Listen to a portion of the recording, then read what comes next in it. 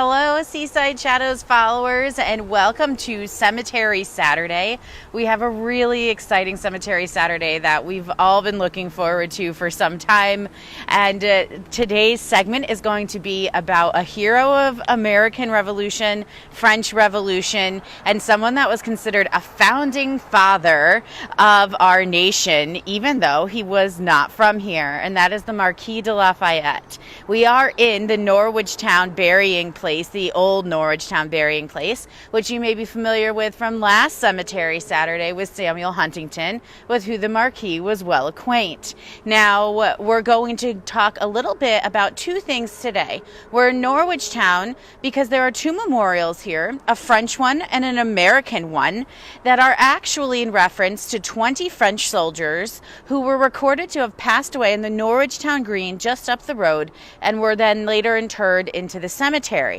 There's some discrepancy about who those soldiers were or those Frenchmen were and if they were under Lafayette. But nevertheless, with the importance of Lafayette coming to Connecticut, being a frequent guest at Samuel Huntington's home, Norwich Town is one of the best places to talk about him. The only other place that might be pretty important would be the statue we have to Marquis de Lafayette at the Harvard State Capitol.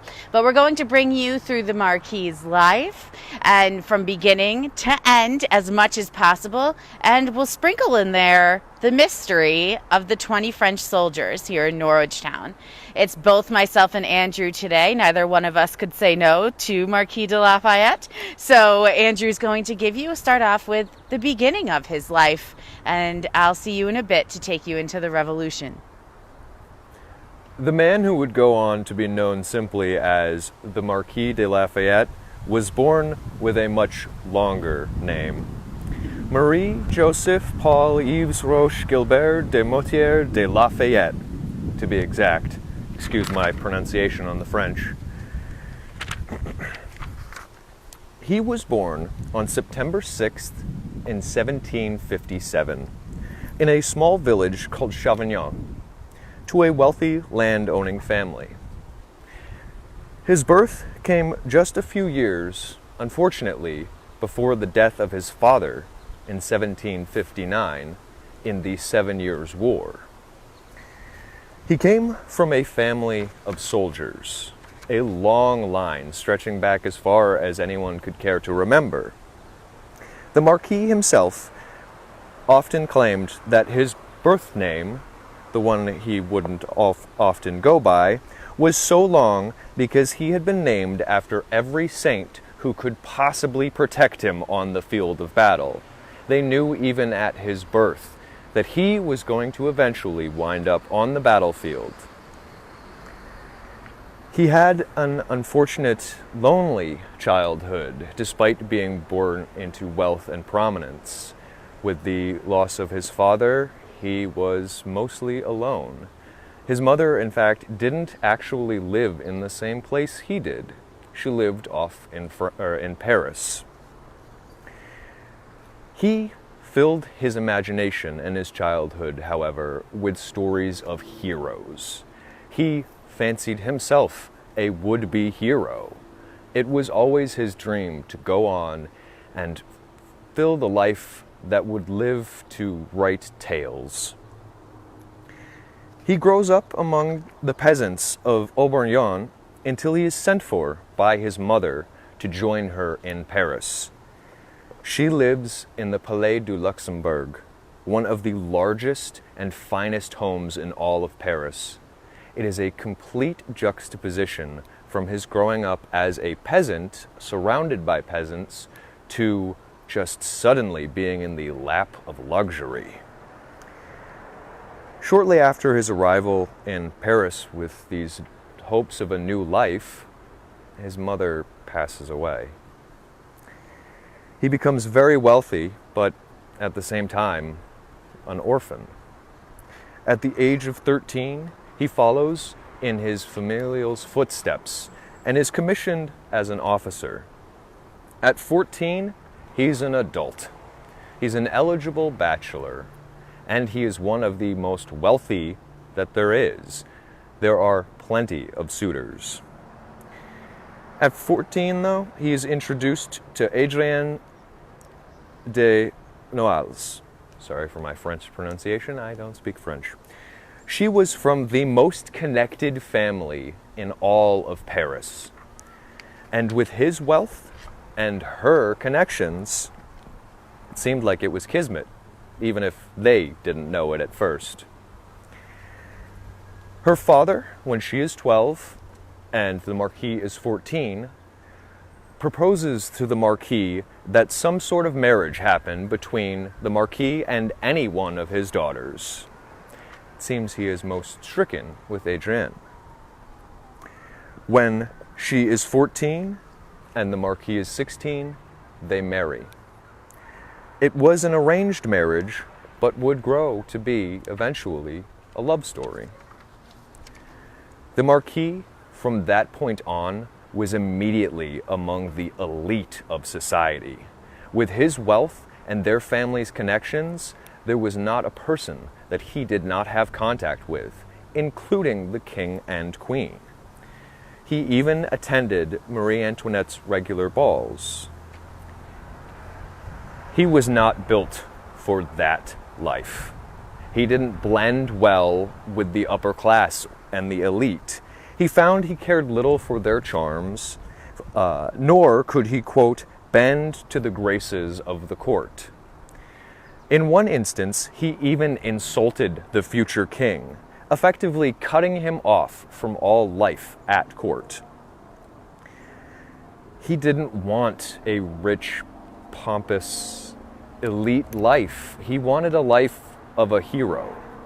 He wanted a life that tales could be told of, not of sitting around in some palace. He knew that he would not find such things there. On August 8th, 1775, the Marquis attends a dinner that completely changes his life.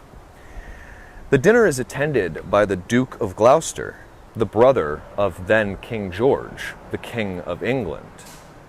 It is said that they do not get along. And in fact, the Duke might even be backing those revolutionaries in America just to provoke the ire of his brother. But when the Marquis attends this dinner, and when he listens to the Duke talk, he is spurred. The Duke reveals his support for the revolutionary and their ideals, and, quote, "From the moment I heard the name America, I loved it. I burned with a desire to spill my blood for her." Shortly thereafter, the Marquis meets someone who would change his life, Silas Deane. Deane is on a recruiting mission from Congress and sees the spark in Lafayette. He offers Lafayette a commission.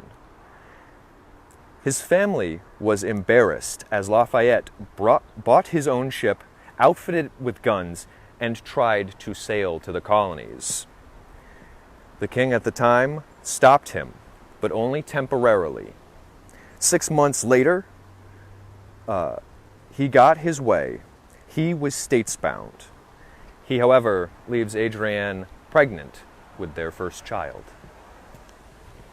At this point, the young Lafayette, who's barely 19 years old, has already become acquainted with one of the founding fathers that so many of us are familiar with, named Benjamin Franklin. Benjamin Franklin led the envoy that brought Silas Deane to France, and Benjamin Franklin would become a longtime advocate for Marquis de Lafayette as he settled into America, which he was so excited about. And Andrew mentioned Silas Deane, which I just want to give a nod as another big Connecticut name, who was actually born in Groton and would go on later to work in Hartford and then live in Wethersfield. And his home is still there, and it was a place that the Marquis would visit later in his life. Now, he does outfit La Victoire, which is his ship, with all of the cannon that he will need, and it takes about 6 weeks for him to arrive in America. He wrote to his wife, who he left without notice while she was pregnant, and mostly complains about how seasick he was on the voyage, and he didn't know how anyone could actually enjoy being on the ocean for any amount of time. He did make use of his time, however. He was not fluent in English at that time, and so he used the 6 weeks to teach himself English and actually become fluent in it. So when he arrives and he's feeling inspired, he writes to his wife again. And he says, "I go to defend liberty as a friend. The happiness of America is intimately tied to the happiness of all mankind. One day she will become the safe haven of tolerance, equality, and peaceful liberty." So his thoughts on America and what she could do for the world were immense, and he intended to hold America to that promise, and he knew the American Revolution was that opportunity. When he arrives in America, he first arrives in Charleston, South Carolina. But there's a small problem. Charleston is filled with British soldiers, and his ship is unable to get in there lest they be attacked. So they sailed north for a safe harbor and landed at a plantation on July 27, 1777. He has made his way from the plantation all the way up to Philadelphia. He's there at the behest of Benjamin Franklin, Silas Deane. He goes to the Independence Hall where the Continental Congress is meeting. He goes to the door with all the French soldiers that Silas Deane had actually acquired with him. They came to get the support. But when they go to Independence Hall and they walk in on the Continental Congress, they're told to get out. Mr. Lafayette is, of course, absolutely horrified. So he goes back to his room and he starts writing letters about how, he was asked to be there. And then Benjamin Franklin's letter arrives the same day saying, "I can speak for this man. I recommended him." And he said, "Don't get him killed. Earn his glory." That already starts that the expectation of Lafayette is almost as high as his expectation for a developing America. He starts off in Trenton and Princeton, and he has good maneuvers in those battles, even though they are hard on the Patriots. But it catches George Washington's attention. And George Washington, when he found out that 18,000 British soldiers were on their way to attack, decided it was a perfect time to meet the 19-year-old Lafayette. And he was more modest than Washington expected, which made him take a great liking to him right away. At September 11th, 1777, Washington gives him his first charge. He's to prove himself at the Battle of Brandywine against the Hessians and the Redcoats, and he's up against the infamous Lord Cornwallis. Lafayette was there in support of General Sullivan. He immediately became wounded in combat, but actually didn't even realize that he was shot in the leg and that a musket ball was lodged in his leg. He continued fighting until the end of battle and looked down and saw blood running down his leg. Immediately, he told someone near him who came and attended to the wound, and he wrote the very next day to his wife saying that the musket ball in his leg was nothing but a mere trifle, and he found himself in good health. I'm going to let the siren go by. Now, he started receiving accolades in France at that point. Everyone thought, oh my gosh, this young man, we're not going to acknowledge that we stopped him from going over for a while to help, is now a battlefield hero under this developing general. He's giving them a name. So they start talking about him in France, and he starts to become famous back home.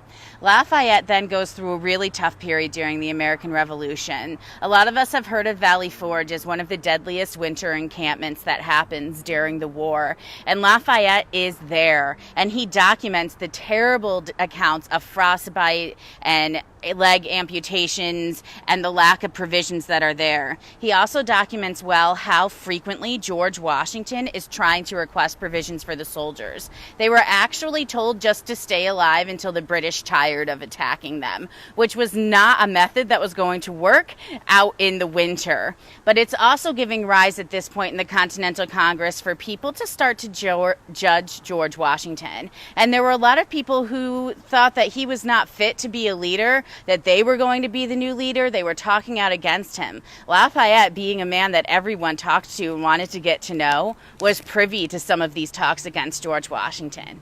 And what does he do? He immediately writes to General Washington and tells him that things are not what they seem among his people. George Washington is so grateful for the information that he's provided that he immediately takes Lafayette into his inner circle. And his inner circle only included his family at this point. And in fact, Washington even recorded that he being without a son and Lafayette without a father, that the two of them became, in a way, father and son. And that attachment would never dissipate.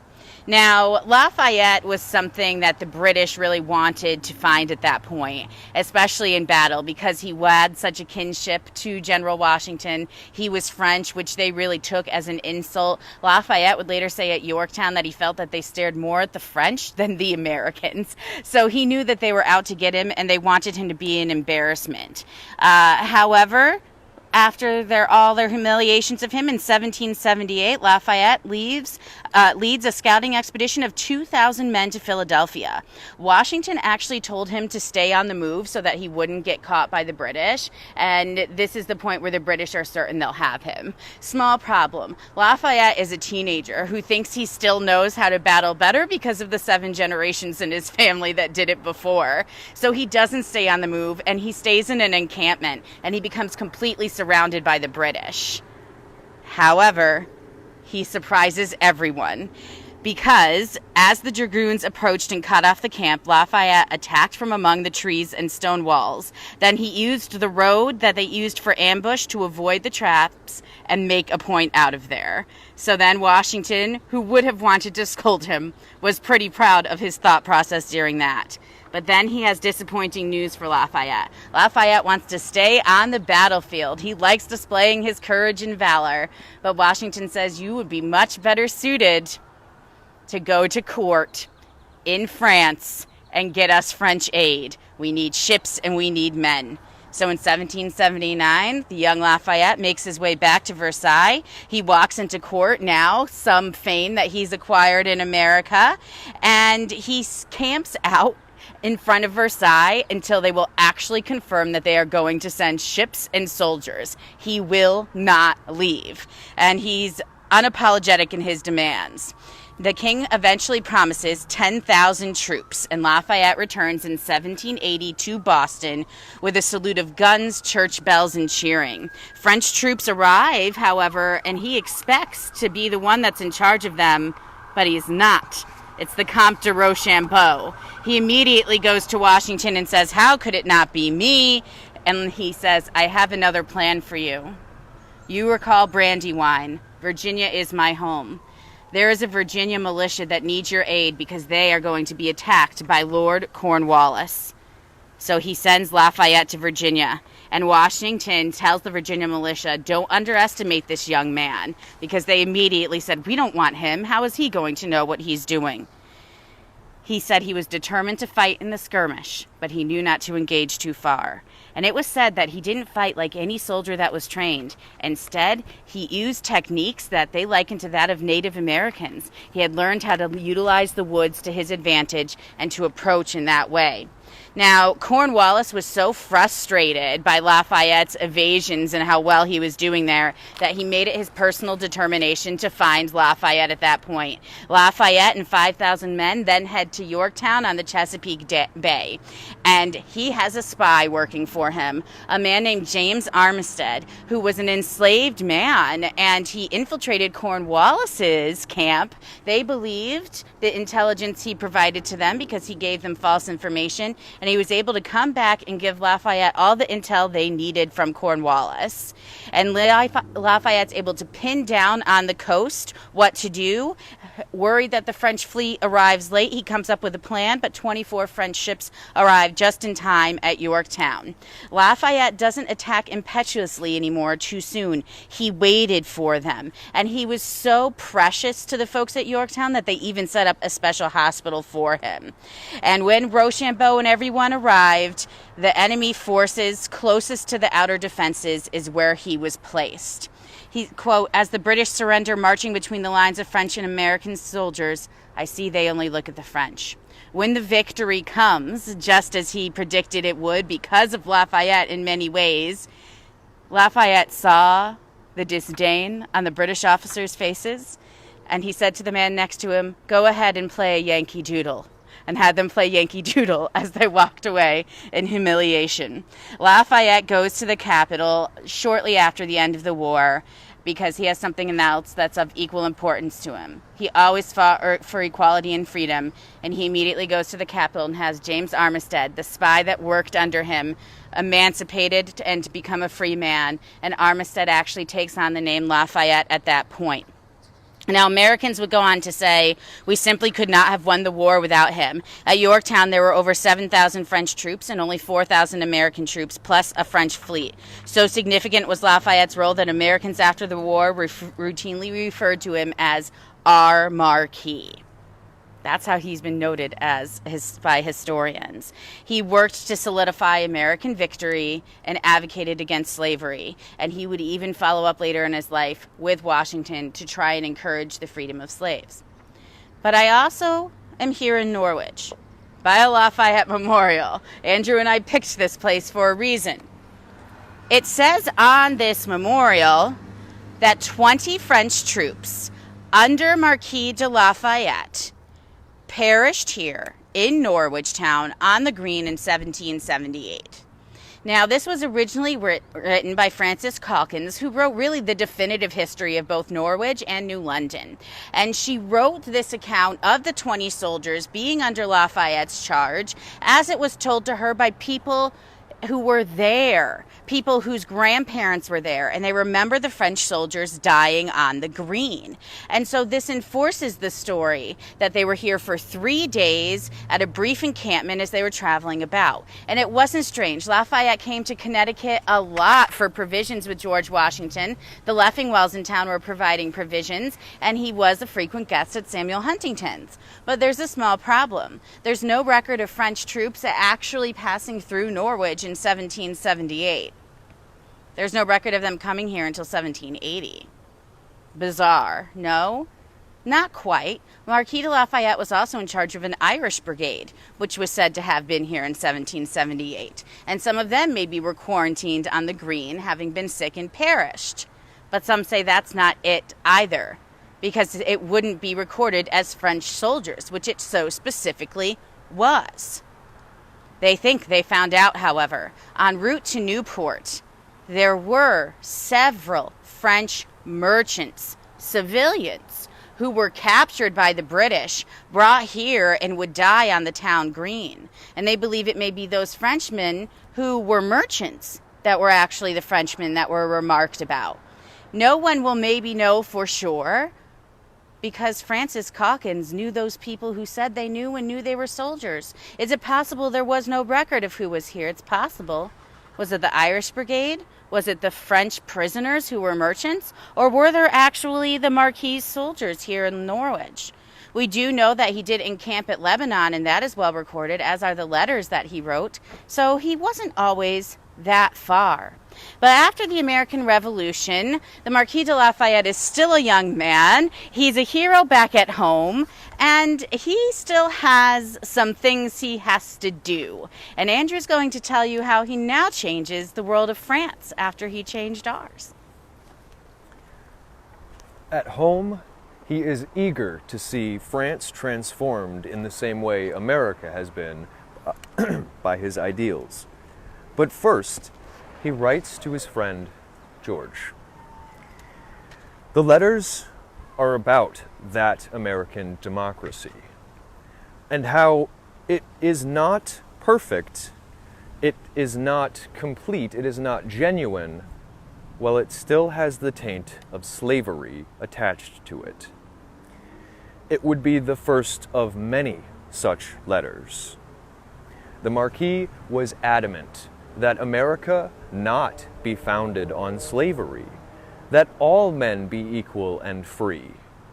Unfortunately, George thought this was an impossibility at the time, but the Marquis even offered to make plantations for examples, and in fact, he would go about to do just this thing. One of his quotes, one of my favorite, is, "In the cause of my black brethren, I most decidedly side against the white part of mankind." At the time, it was common thought that those were mutually exclusive, but the Marquis knew otherwise. He was not just an advocate for French liberty or American liberty, but for liberty of everyone. Lafayette and Adrienne petitioned the French ministry to free those enslaved by the French in Guyana.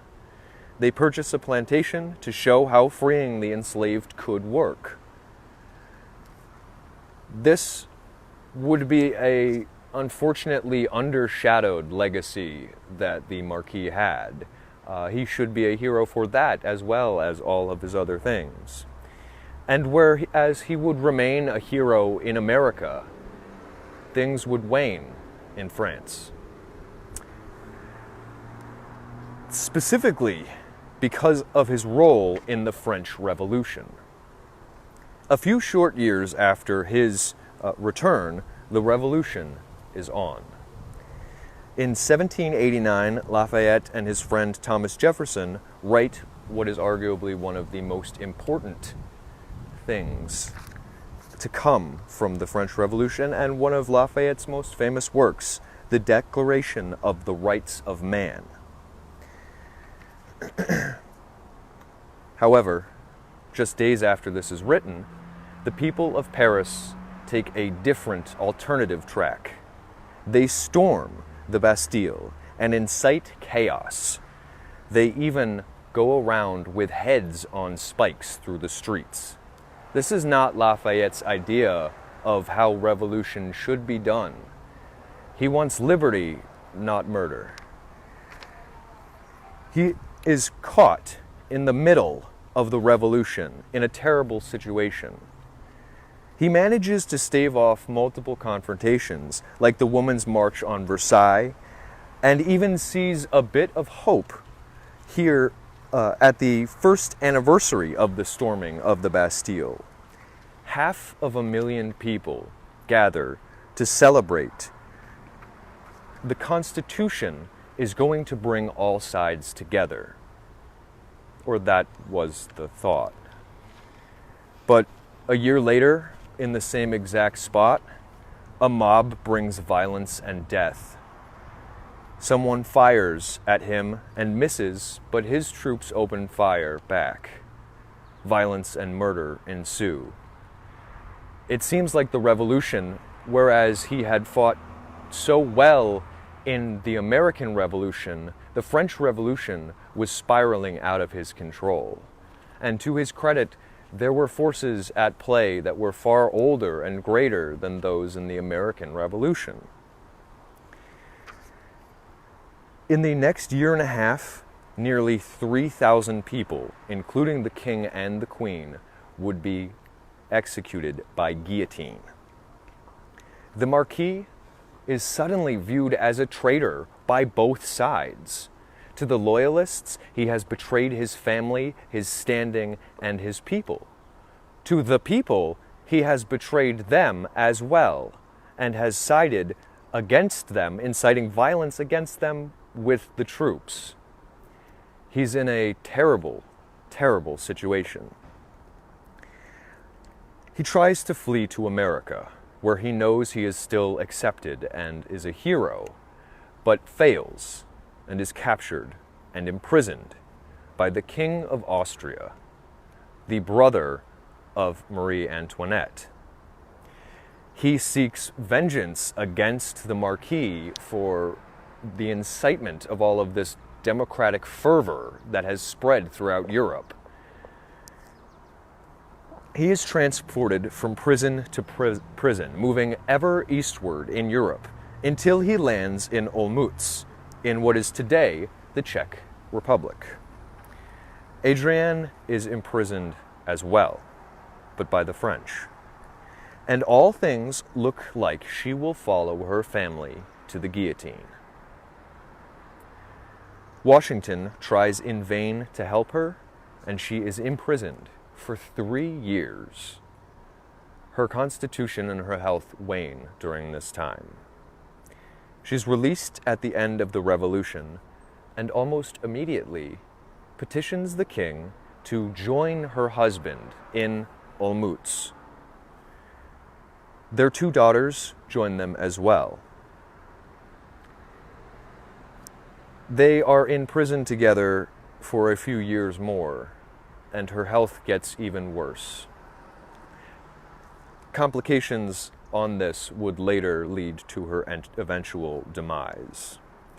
From pressure from his American allies, however, Napoleon Bonaparte eventually does confer with the king for their release, and they are released from their imprisonment.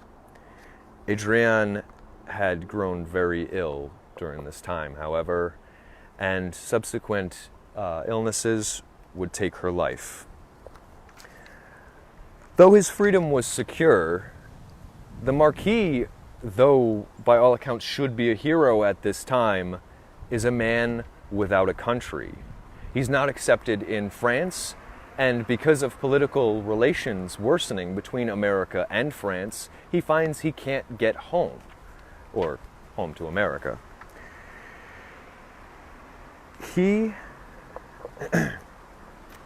instead sends Adrienne to talk to Napoleon, to beg for his repatriation under the conditions that he never engage in politics again.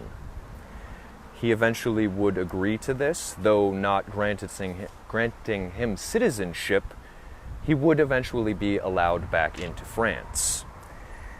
On March 1st of 1800, however, Napoleon does give Lafayette his citizenship back, and he is able to recover some of his old holdings. On 1807, on Christmas Day, Adrienne passes. The Marquis would not be without joy for the rest of his life, however, because then he would go on to take a tour that Courtney is going to talk to you about, of his beloved homeland.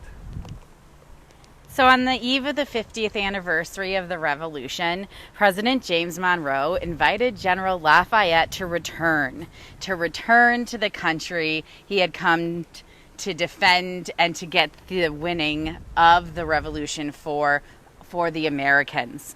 That's probably not the most eloquent way to say it, but that's what he did. And on August 16th, 1824, he arrives in New York Harbor.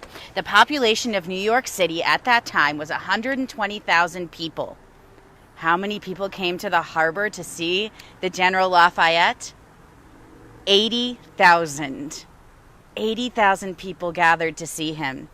Now, that is 2/3 of the population, and it starts off what is a 13-month victory lap around America, where he goes to every single state of the 24 states that existed at the time. And he attends a banquet by Congress on this tour, and he says, "Someday America will save the world." And everyone remembers him saying that.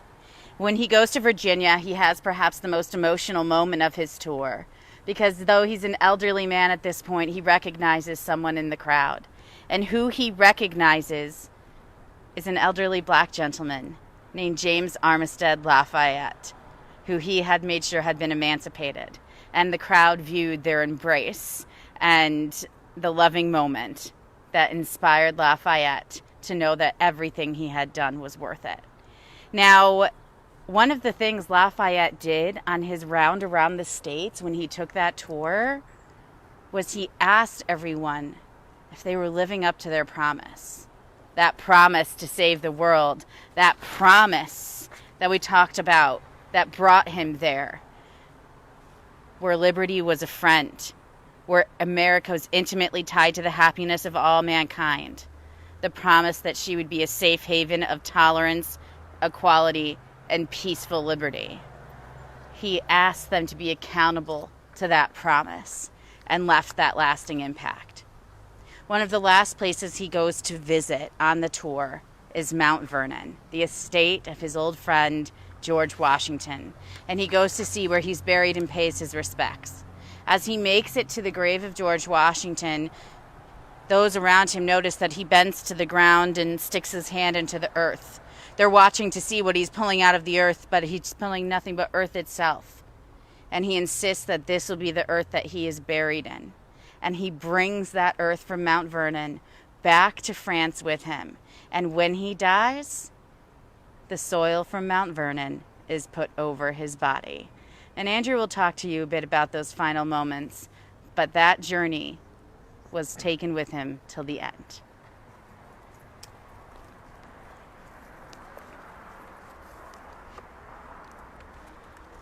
Though he had tried to remain quiet and out of politics for the rest of his life, he found that he could not. Nor did Napoleon really want him to. The Marquis resisted multiple calls to government from Napoleon, each time saying that he could not serve someone under a government that he did not believe in.